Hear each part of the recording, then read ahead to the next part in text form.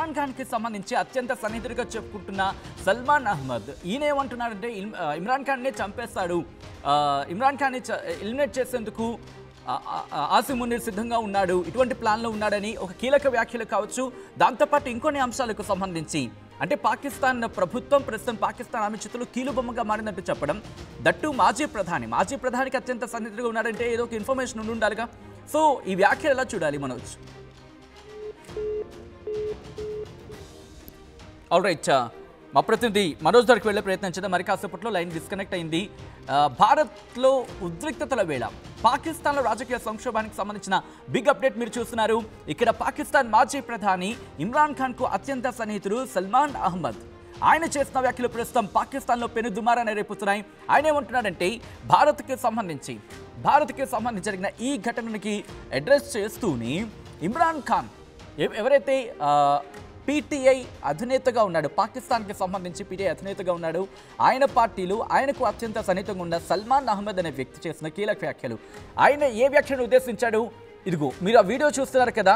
ఆసిమ్ మునీర్ కొద్ది రోజుల క్రితం ఆయన చేసిన వ్యాఖ్యల తర్వాత బహుశా 4-5 రోజుల ఆ వ్యత్యాసంలోనే పహల్గామ్ ఘటన జరిగింది. ఆ ఘటనకు సంబంధించి కూడా ఇక్కడ ప్రస్తావించడం జరుగుతోంది. ఇటువంటి అనేక అంశాలను ప్రస్తావిస్తూ కొన్ని అంశాల గురించి ఇక్కడ మాట్లాడుతున్నాడు. అవేంటవి? సల్మాన్ అహ్మద్ ఏమంటున్నాడంటే ఇటు పాకిస్తాన్ ఆర్మీ చేతులు, అలాగే మరీ ముఖ్యంగా పాకిస్తాన్ ఆర్మీకి సంబంధించి మాట్లాడిన సందర్భంలో కూడా ఆసిమ్ మునీర్ ఆర్మీ చీఫ్ అలాగే అతని ఉద్యోగుల చేతుల్లో పాకిస్తాన్ ప్రధాని షహబాజ్ షరీఫ్ కీలుబొమ్మగా మారాడంటూ ఆయన చెప్పడం, దాంతోపాటు ఇమ్రాన్ ఖాన్ని చంపేస్తారు అంటూ ఆయన చెప్పడం పాకిస్తాన్లో పెను దుమారాన్ని పెను ప్రకంపనని సృష్టించబోతోంది. మా ప్రతినిధి మనోజ్ అప్డేట్స్ అందించేందుకు ఫోన్ లైన్లో కంటిన్యూ అవుతున్నారు. మనోజ్, ఈ వ్యాఖ్యలు ఎటువంటి దుమారాన్ని రేపే అవకాశం ఉంది? అట్ ద సేమ్ టైం ఇప్పుడు అంతర్జాతీయ సమాజం పాకిస్తాన్ వైపు చూసే అవకాశం ఉందా? ఎందుకంటే హీఈస్ పాకిస్తాన్కి సంబంధించి మాజీ ప్రధాని. Manoj right Sachin, so present అయితే ఏం చెప్పినా ఏం మాట్లాడుతున్నా కూడా పాకిస్తాన్ గురించి పెద్దగా వాళ్ళంతా కూడా వాళ్ళు ఏదో ఒక అంతర్యుద్ధం కోసం కొట్లాడుతున్నట్టుగానే కనబడుతుంది. కానీ అంత పెద్ద అగ్రెసివ్ గా అయితే పాకిస్తాన్ ఏదో చేయగలుగుతుందని మాత్రం పెద్దగా మనం ఊహించాల్సిన అవసరం లేదు. ఎందుకంటే పాకిస్తాన్ గురించి ఎక్కువగా మాట్లాడుతున్నది హాస్యాస్పదం తప్ప పెద్దగా ఒరిగేది కూడా ఉండదు. ఇన్ఫాక్ట్ ఇంకొక విషయం ఏంటంటే మొదటి నుంచి నేను చెప్తుంది ఒకటే, పాకిస్తాన్ దగ్గర కనీసం రేపటి రోజున యుద్ధం కనుక జరిగితే వాళ్ళకి ఫ్యూయల్ కి కూడా ఆ సరిపోని ఫ్యూయల్ ఎక్విప్మెంట్ లేదు. ఇప్పుడు లేటెస్ట్ గా అంటున్న మరొక సమాచారం, మరి కనీసం సరిపోయేటువంటి మందుగుండు సామాగ్రి కూడా లేదు. ఈ సిచ్యువేషన్ లో వారు అంతర్గతంగా వాళ్ళు అటు ఇమ్రాన్ ఖాన్ గురించి ఆసిమ్ మునీర్ మాట్లాడడం కానివ్వండి, ఇమ్రాన్ ఖాన్ వ్యాఖ్యలు కానివ్వండి, ఏదేమైనా వాళ్ళకు అంతర్గతం అయితే కొనసాగుతోంది. సో అక్కడ పాకిస్తాన్ లో వేరుపాటువాదం బలమైనప్పుడు అక్కడ ప్రజల్లో ఉన్నటువంటి బిలీఫ్ ని పొందుకోవడం కోసం వీరందరి ప్రయత్నం కనబడుతుంది. కానీ వాళ్ళు ఎట్టి పరిస్థితుల్లో కూడా ఏదో నిజంగానే మేము చేయగలుగుతామనే అటువంటి భావన అయితే వాళ్ళలో కూడా లేదు. ఇక ఆసిమ్ మునీర్ ఇండివిజువల్ విషయానికి వస్తే కనుక ఆయన ఏప్రిల్ 16న ఒక వ్యాఖ్య చేసుకొచ్చాడు. ఏంటంటే హిందూ ముస్లింలు ఎప్పటికీ ఏకం కారు, భారతదేశంలో కూడా ఈ వ్యతిరేకత ఉంది, వాళ్ళ 4 ఫాదర్స్ కూడా ఇదే విషయాన్ని చెప్పుకొచ్చారని చెప్తూ ఆయన ఒక సంచలన వ్యాఖ్యలు చేసుకొచ్చాడు. ఎప్పటికైనా కూడా కాశ్మీర్ మనదే, కాశ్మీర్ పైన స్పష్టమైనటువంటి ఒక భావనతో ఉన్నామంటూ ఆయన మాట్లాడుకొచ్చారు. ఆ తర్వాత with in fraction of 1 week లోనే ఇటువంటి ఘటన చోటు చేసుకుందంటే అదంతా కూడా డెఫినెట్ గా పాకిస్తాన్ ఆర్మీ ప్రోద్బలంతో జరిగిందనేది మాత్రం చాలా క్లియర్ గా అర్థమవుతోంది. ఇక ఇమ్రాన్ ఖాన్ మొన్న కూడా మాట్లాడుతూ ఏమన్నాడంటే ప్రస్తుతం ఉన్నటువంటి ప్రధాని షహబాజ్ షరీఫ్ కి కానివ్వండి, గత ప్రధాని నవాజ్ షరీఫ్ కి కానివ్వండి, అందరికి కూడా స్పెషల్ గా బయట వివిధ కంట్రీస్ లో వాళ్ళ ఇన్వెస్ట్మెంట్స్ ఉన్నాయి, వాటి మీద బిలీఫ్ ఉంది కాబట్టి వాటి మీద తప్పనిసరిగా మేమంతా కూడా మా ఇన్వెస్ట్మెంట్స్ చూసుకోవాలి. కాబట్టి ప్రస్తుతం ఆయన ఎవరు కూడా స్పందించడం లేదు, అంత అగ్రెసివ్ గా భారత్ వైపుగా మాట్లాడడం లేదు.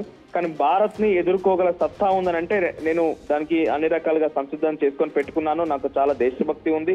ఇక భారత్ కూడా నిరాధారమైనటువంటి ఆరోపణలు చేస్తూ పాకిస్తాన్ ని అంతమొందించాలని ప్రయత్నం చేస్తోంది. నరేంద్ర మోదీ ఇదే చేస్తున్నారని చెప్పి ఒక సుమారుగా ఆయన జైల్లో ఉంటూ కూడా తన అడ్వకేట్స్ తో ఈ విషయాన్ని పంచుకున్నారంటూ ఒక సుమారుగా ఒక ఫుల్ పేజ్ ఆఫ్ అంటే అంత సరిపోయే విధంగా ట్వీట్ చేసుకొచ్చారు. అంటే ఆయనకి జైల్లో ఉన్నా సరే రాజకీయ యావ అనేది తగ్గడం లేదు, అనేక ఆరోపణలు ఎదుర్కొని జైలు జీవితం గడుపుతున్నా సరే రాజకీయ యావ తగ్గకుండా అక్కడ నాయకులను ఉద్దేశించి మాట్లాడడం, భారత ప్రధాని ఉద్దేశించి మాట్లాడడం, భారత ప్రజల్ని ఉద్దేశించి మాట్లాడడం, తన దేశభక్తి అంటూ ఏదో చాటి చెప్పుకునే ప్రయత్నం చేయడం, ప్రజల్లో బిలీఫ్ ని క్రియేట్ చేసుకునే ప్రయత్నం చేయడం, ఇవన్నీ చూస్తూ ఉంటాయి. నవాజ్ షరీఫ్ చూసినా, షహబాజ్ షరీఫ్ చూసినా, ఆసిమ్ మునీర్ చూసినా, అక్కడ మాట్లాడేటువంటి మరియాం షరీఫ్ చూసినా, తర్వాత బిలావల్ భుట్టో, వీళ్ళెవ్వరి వ్యాఖ్యలు చూసినా ఒకటి గమనించండి సచిన్, మనకు ఒకటే డాట్ మనం కలుపుతూ వెళ్తే కనుక అంతా కూడా ప్రయత్నం చేస్తోంది. ఇక్కడ భారత్ ని తిట్టాలి, అక్కడ ప్రజల్లో నమ్మకం కలిగించాలి, అక్కడ ప్రజల్లో బిలీఫ్ క్రియేట్ చేయాలి. మనల్ని తిట్టి మన పైన మనం పాకిస్తాన్ నుంచి ఏదో దోచుకుంటున్నాం అనేటువంటి భావన అక్కడ ప్రజల్లో కల్పించి అక్కడ ప్రజల్ని తమ వైపు తిప్పుకోవాల్సిన అవసరం. ఎందుకంటే ప్రజలు ఇప్పటికే వారిపైన తిరుగుబాటు చేస్తున్నారు. బలూచిస్తాన్ వేరుపాటు వారని చూస్తున్నాం, అక్కడ సంక్షోభం ఉంది. ఏకంగా మొన్నటికి మన కొన్ని విజువల్స్ కూడా పెద్ద ఎత్తున సోషల్ మీడియాలో వైరల్ గా మారిన సందర్భం సచిన్. పోలీసుల పైన అటువంటి సామాజిక వేత్తలు కానివ్వండి, అటువంటి కామన్ పబ్లిక్ కూడా తిరుగుబాటు చేసి పోలీస్ వెహికల్స్ పైన రాళ్ళు రువ్వుతున్నారు, పోలీసులను తరిమి కొడుతున్నారు. అంటే అటువంటి సినారియో కొనసాగుతుంది పాకిస్తాన్ లో. వాటన్నిటి నుంచి తప్పించుకోవడం కోసం మాత్రమే ఇటువంటి కవ్వింపు చర్యలు, ఇటువంటి మాటలు కానీ నిజంగా భారత్ గురించి ఎటువంటి వ్యాఖ్యలు వాళ్ళు మాట్లాడుతున్నా కూడా అక్కడి రాజకీయ లబ్ధి కోసం అనేది మాత్రం ఒకటి మనం ఇక్కడ అన్ని డాట్స్ కలుపుతూ పోతే చాలా క్లియర్ గా అర్థమవుతుంది. రైట్, అంటే ఇక్కడ గత కొద్ది రోజులుగా చూస్తున్నాం మనోజ్. ఆఫ్ కోర్స్ మనం మాట్లాడుతూనే ఉన్నాం, ఇటు పాకిస్తాన్ ప్రధానిగా షహబాజ్ షరీఫ్ నామమాత్రంగా మాట్లాడుతున్న సందర్భం, ముందు రోజు మాట్లాడిన దానికి ఆ మరుసటి రోజు మాట్లాడిన దానికి ఆ తర్వాత లేటెస్ట్గా మాట్లాడిన దానికి ఎక్కడ పొంతన ఉండట్లేదు. ముందేమో ఆ ఘటనకు సంబంధించి ఖండన అంటాడు, ఆ తర్వాత ఏమో దీనికి సంబంధించి నోటరీ ఇన్వెస్టిగేషన్ అంటాడు, దీని మీదేమో ఆ తర్వాత దాడులు కాని అంశానికి సంబంధించి మాట్లాడుతున్నారు. ప్రభుత్వ వర్షానికి వస్తే ఇటు ప్రభుత్వ వర్షానికి వచ్చినప్పుడు ఇటు రక్షణ శాఖ మంత్రి ఒక మాట అంటాడు, విదేశీ వ్యవహారాల శాఖ మంత్రి ఒక మాట అంటాడు, రైల్వే శాఖ మంత్రి ఇంకో మాట అంటాడు, అలాగే ఇన్ఫర్మేషన్ బ్రాడ్కాస్టింగ్ మినిస్టర్కి సంబంధించి ఆయన ఒక మాట అంటాడు. ఎలా చూడాలి దీన్ని? ఆర్మీ వెనకాల ఉన్న నడిపిస్తున్న మాటలుగా చూడాలా? ఎట్లా చూడొచ్చు దీన్ని? రైట్, అంటే ఇది నేను మొదటి నుంచి చెప్తుంది అదే. ఇవరందరూ మాట్లాడి గమనించండి సచిన్, ఫస్ట్ డే 1 లో ప్రధాని మొదటగా రెస్పాండ్ అయ్యారు. ఆయన ఏమన్నారంటే సింధు జలాల ఒప్పందం అనేది చాలా దుశ్చర్య, భారత్ మా పైన కావాలని ఈ యొక్క దుర్మార్గానికి పాల్పడుతుందంటూ అక్కడి వాళ్ళ మాటగా మాట్లాడుకొస్తూ ఇక్కడ 24 కోట్ల మంది జనాభా ఆధారపడి ఉన్నారు, సో మేమంతా కూడా అల్లాడిపోయే అవకాశం ఉంది అని కొంత ప్లీజింగ్ మేనర్, లేకపోతే ఆయన మాట్లాడే వే ఆఫ్ టోన్ లో కూడా కొంత బాధపడుతున్నట్టుగానే మాట్లాడుకొచ్చారు. కానీ అక్కడ ప్రజల్లో మళ్ళీ బిలీఫ్ క్రియేట్ చేయాలి. నిజంగా అది చేస్తే గనక మేము దాడి చేస్తామన్నటువంటి ఒక ధైర్యాన్ని కూడా ప్రజలు నింపాలి. కాబట్టి we are ready with the defence and the force అని చెప్పి చెప్పుకొచ్చారు. ఆ తర్వాత గతంలో హఫీజ్ సయద్ అని చెప్పి ఒక దుర్మార్గుడు పాకిస్తాన్ కుక్క ఏం మాట్లాడుకొచ్చాడంటే లష్కర్ తోయిబాకి సంబంధించి మేము సింధు జలాల నదులకు సంబంధించి నీళ్ళని కనుక ఆపితే అక్కడ భారతీయుల రక్తాన్ని పారిస్తామని చెప్తున్నాడు. అంటే అక్కడ ప్రజల్లో నుంచి కూడా ఈ యొక్క లష్కర్ తోయిబా లాంటి సంస్థలకు కానివ్వండి, ఇంకెవరికైనా పాకిస్తాన్ ఆర్మీకైనా కానివ్వండి చాలా తీవ్రమైన వ్యతిరేకత ఉంది. ప్రజల్లో అంతా యాక్సెప్టెన్స్ లేదు. సో ప్రజల్లో యాక్సెప్టెన్స్ ఉందా లేదా అనేది మన అక్కడ జరిగేటువంటి విషయాలు చూస్తే మనకు చాలా క్లియర్ అర్థం అవుతుంది. తర్వాత బిలావల్ భుట్టో ఏం మాట్లాడుకొచ్చాడంటే సేమ్ సింధు జలాల గురించే మాట్లాడుకొచ్చాడు. ఆ తర్వాత అక్కడ ఉన్నటువంటి అబ్బాస్ అని ఒక మంత్రి కూడా సింధు జలాల గురించే మాట్లాడుకొస్తూ 130 బాంబులు సిద్ధంగా ఉన్నాయి, అణుబాంబులు అని చెప్పి ఎక్కువ పెడతామన్నారు. మరియాం షరీఫ్ కూడా అదే మాట్లాడుకొచ్చింది. ఇవన్నీ కూడా మీరు అబ్జర్వ్ చేస్తే డాట్స్ అన్ని కలుపుతూ ఉంటుంటే వాళ్ళ రాజకీయ లబ్ధి కోసమే ఏదో రకమైన వ్యాఖ్యలు చేస్తూ ఇష్టానుసారంగా పిచ్చి కారు కూతలు కూస్తూ మాట్లాడుతున్నారే గానీ భారత్ ని ఎదుర్కోలేమన్నటువంటి ఒక భావన డెఫినెట్ గా వాళ్ళలో ఉంది. అంతెందుకు నవాజ్ షరీఫ్ అనేటువంటి వ్యక్తి గతంలో ప్రధానిగా పనిచేసిన ఆయన కార్గిల్ వార్ లో ఆయన ప్రధానిగా ఉన్నారు పాకిస్తాన్ కి.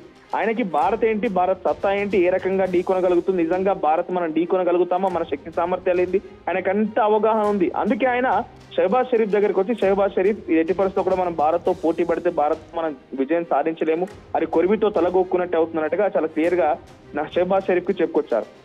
ఇమ్రాన్ ఖాన్ కూడా ఈ బాలాకోట్ సర్జికల్ స్ట్రైక్ జరిగిన సందర్భంలో ఆయనే పాకిస్తాన్ ప్రధానిగా ఉన్నారు.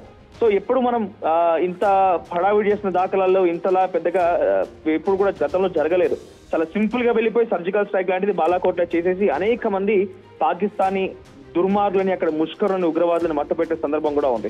సో ఈ సిచ్యువేషన్ లో మనం ఏం చేయగలుగుతాం అనే సిచ్యువేషన్ వాళ్ళిద్దరికీ కూడా తెలుసు. మాజీ ప్రధానులకు అయినా కూడా వారు మాట్లాడుతున్నారు అని అంటే అక్కడి ప్రజల్లో కొంత వాళ్ళకి నమ్మకం కలిగించుకోవడం కోసం, అంటే ఈ యుద్ధాన్ని ఇక్కడ జరుగుతున్న సినారియోని మొత్తం కూడా వాళ్ళకి పాజిటివ్ గా మార్చుకునేటువంటి ప్రయత్నమే సంక్లిష్టమైన సందర్భంలో కూడా ఎవరి రాజకీయాలు వాళ్ళు చూసుకుంటున్నారా అదే జరుగుతుంది. అంతేందుకు మరియాం షరీఫ్ అనేటువంటి పంజాబ్ ప్రావిన్స్ చీఫ్ మినిస్టర్ గా ఉన్నటువంటి మరియాం షరీఫ్ నవాజ్ షరీఫ్ కి ఎటువంటి పొజిషన్ తెలుసు? ఆయన ఒక ప్రధానిగా చేసిన ఆయన, ఉదాహరణకి మనకు ప్రజలకు అర్థమయ్యే రీతిలో చెప్పాలంటే హైదరాబాద్ HMDA అనేటువంటి ఏరియా ఉంటుందో, హైదరాబాద్ మెట్రోపాలిటన్ డెవలప్మెంట్ అథారిటీ లాగా, అక్కడ లాహోర్ డెవలప్మెంట్ అథారిటీ అనేటువంటి దానికి ఒక చీఫ్ చేసింది నవాజ్ షరీఫ్ ని.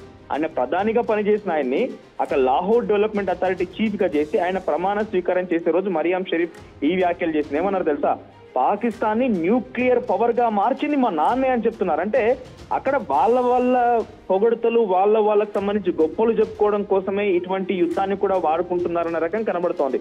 ఇప్పుడు ఈ సందర్భంలో అక్కడ ఎటువంటి ఎక్విప్మెంట్ ఉంది, దాన్ని తయారు చేసింది ఎవరనేది ముఖ్యం కాదు. పాకిస్తాన్ ఒక రకంగా నిజంగా భారత్ తో పోటీ పడాలి. ప్రపంచంలో ఏ మూల ఏ క్షణం ఏం జరుగుతుందో వేగంగా తెలుసుకోవడానికి తొలి వెలుగు వాట్సాప్ ఛానల్ ని ఫాలో చేయండి.